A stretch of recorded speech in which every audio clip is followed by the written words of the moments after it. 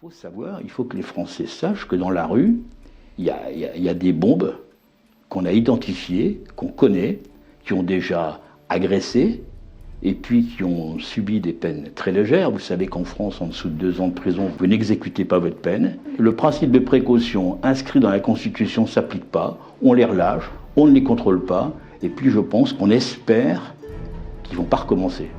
Je pense que c'est prendre beaucoup de risques avec la vie d'autrui, et notamment avec la vie de nos filles.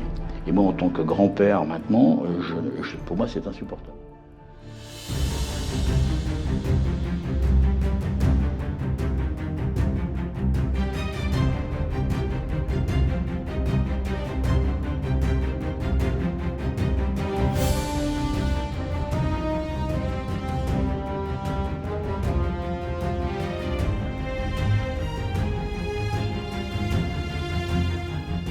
Bonsoir Général.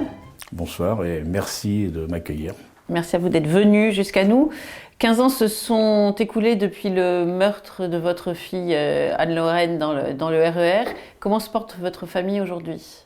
Nous sommes une famille unie et cette tragédie nous a ressoudés.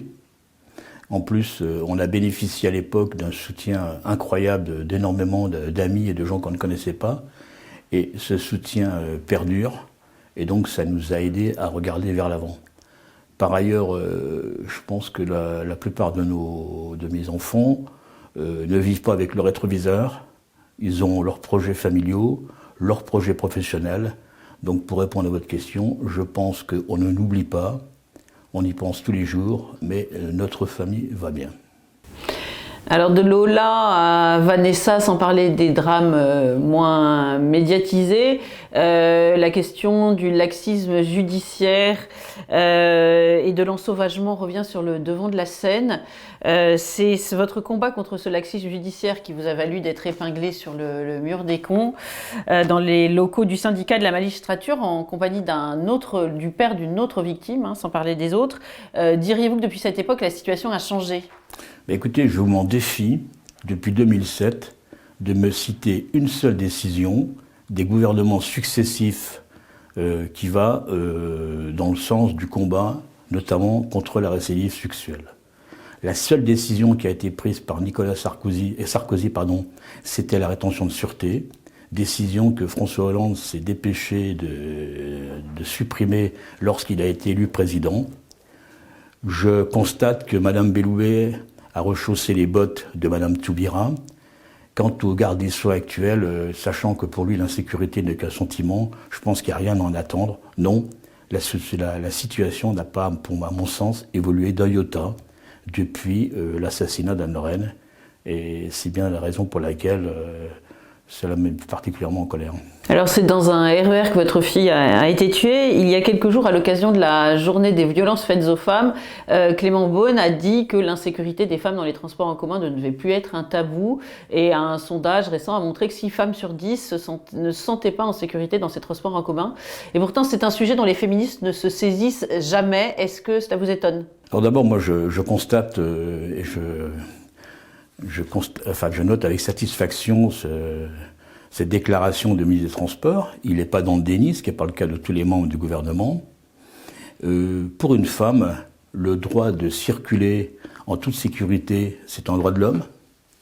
Et j'aimerais bien moi, que les droits de l'homme ne soient pas réservés aux criminels, mais également à l'ensemble des citoyens, et notamment aux femmes qui ont le droit de rentrer tard le soir après le travail ou un spectacle sans être agressées. Alors, le comportement ou la réaction des organisations féministes, elle est étrange. Ceci étant, elle ne m'étonne pas, parce qu'on s'est aperçu que dans d'autres combats, leur choix était assez sélectif. Et a priori, celui-là, pour des raisons que je ne connais pas, ne semble pas les intéresser. Je le déplore. Alors à chaque fois qu'un drame arrive et que la colère monte dans le pays, en même temps que l'émotion, on entend dire par voie de presse ou par l'avocat que la famille refuse toute récupération. Alors ça a été le cas notamment au moment de l'affaire Lola. Comprenez-vous cette réaction des familles ? Est-ce que les politiques ne sont pas fondés ? Est-ce que ce n'est pas leur rôle pourtant de se saisir de ces questions à l'occasion de ces drames ? Alors, lors de la tragédie qui a frappé notre famille, très rapidement, j'ai assez peu apprécié qu'on parle en notre nom. et qu'on nous fasse dire forcément des choses qu'on n'avait pas dites. C'est la raison pour laquelle j'ai décidé de parler et d'être en quelque sorte le porte-parole de la famille. Alors, il est vrai que pour une famille qui vient de subir l'assassinat d'un de ses enfants, on a la crainte d'être instrumentalisé, je dirais même plus la crainte d'être manipulé. Et moi, je comprends la situation ou la position de certains parents.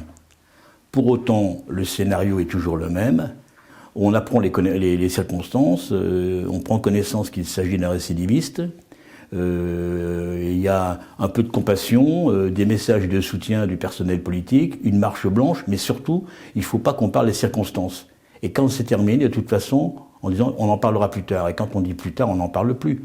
Et je prends malheureusement l'affaire Lola, qui a suscité des réactions parce que certains, dès le début, se sont étonnés des circonstances. À la date d'aujourd'hui, 2 décembre, plus personne n'en parle. Alors l'État a été condamné pour inaction climatique il y a 1 an par un tribunal administratif. De la même façon, n'était pas étonnant que des parents ne pensent pas, à titre personnel ou à titre collectif, à poursuivre l'État pour inaction sécuritaire. Alors pour l'instant, sauf erreur de ma part, seules les familles des 2 jeunes filles assassinées à la gare Saint-Charles à Marseille ont fait un recours administratif et qui a été rejeté. Alors non, moi j'ai une famille avec laquelle je suis proche, c'est la famille d'Agnès Marin, qui a fait condamner l'État pour faute lourde. Et puis j'ai appris hier que dans le cadre de violences conjugales, une épouse qui avait été aspergée d'acide a également attaqué l'État et qu'il l'a fait condamner pour faute lourde. Moi, c'est une démarche à laquelle on n'a pas pensé à l'époque. Et pour autant, je reste dubitatif. Si je comprends tout à fait l'action de ces familles, l'État, c'est vous, c'est moi. Donc, quand l'État est condamné, notamment sur le plan pécuniaire, c'est vous et c'est moi qui sommes condamnés. Moi, je souhaiterais plutôt que les individus qui prennent des décisions mettant en danger la vie d'autrui au sens de l'article, je crois que c'est 122.1 du Code pénal, répondent de leurs décisions à titre personnel et sur leur bien propre. À mon avis, ça serait beaucoup plus efficace. Et c'est plutôt ma position. Donc ce serait pour vous les juges d'application des peines qui ont remis en liberté. Je pense qu'un juge d'application des peines qui, dans le secret de son bureau, décide que tel ou tel va être remis en liberté et qu'il ne prend pas avec les réserves qu'il devrait y avoir, il prend une mesure, il le fait en son âme et conscience, mais à ce moment-là, il l'assume jusqu'au bout. C'est pas le cas actuellement. Parce que si la personne récidive, c'est l'État qui est responsable. Ça m'étonne un peu. Alors si vous deviez rencontrer aujourd'hui le garde des Sceaux, que lui diriez-vous? Qu'attendez-vous de lui? Alors ce que j'attends d'abord, c'est qu'il faut, à mon avis, dans le combat qui est le mien, distinguer l'acte d'une personne qu'on ne connaît pas et qui commet une agression sexuelle, voire un crime sexuel, de la récidive. Et moi, je pense que la récidive, actuellement, elle est traitée avec beaucoup d'irresponsabilité et beaucoup de légèreté. Moi, ce que je demande d'abord, c'est que les criminels sexuels ne bénéficient pas de remise de peine automatique, qu'ils aillent au bout de leur peine et qu'ils soient condamnés, enfin que les cours prennent des mesures en proportion de l'acte qui a été commis. Ensuite, quand ils sont remis en liberté, je pense qu'ils doivent être, ils sont fichés, mais ils doivent être suivis. Je pense qu'ils doivent être contrôlés de telle manière qu'ils ne récidivent pas. Donc ce sont ces mesures-là que vous attendriez de façon prioritaire et que vous aviez exposé à Christiane Taubira en son temps, du reste. Non, moi elle n'a jamais pris la peine de me recevoir, je n'ai jamais eu de dialogue avec elle. Ah, vous n'avez pas eu de dialogue avec elle? La seule personne avec que j'ai rencontré à l'époque, c'était Rachida Dati, qui était garde des Sceaux, qui était plus ou moins favorable, enfin bon. Mais la question que je me pose, moi, c'est que j'ai 7 petites filles. Et qui sont encore petites, mais qui dans quelques temps, certaines sont collégiennes, etc. Il faut savoir, il faut que les Français sachent que dans la rue, il y a des bombes qu'on a identifiées, qu'on connaît, qui ont déjà agressé, et puis qui ont subi des peines très légères. Vous savez qu'en France, en dessous de 2 ans de prison, vous n'exécutez pas votre peine. Et pour autant, le principe de précaution inscrit dans la Constitution ne s'applique pas, on les relâche, on ne les contrôle pas, et plus je pense qu'on espère qu'ils ne vont pas recommencer.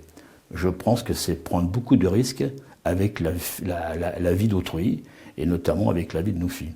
Et moi, en tant que grand-père maintenant, pour moi, c'est insupportable. Alors, quel est votre état d'esprit aujourd'hui ? Mon état d'esprit, je suis toujours en colère. Je constate qu'on n'a pas avancé. Je reste déterminé et je fais mienne, on ne lâche rien. Très bien, merci Général pour cet entretien.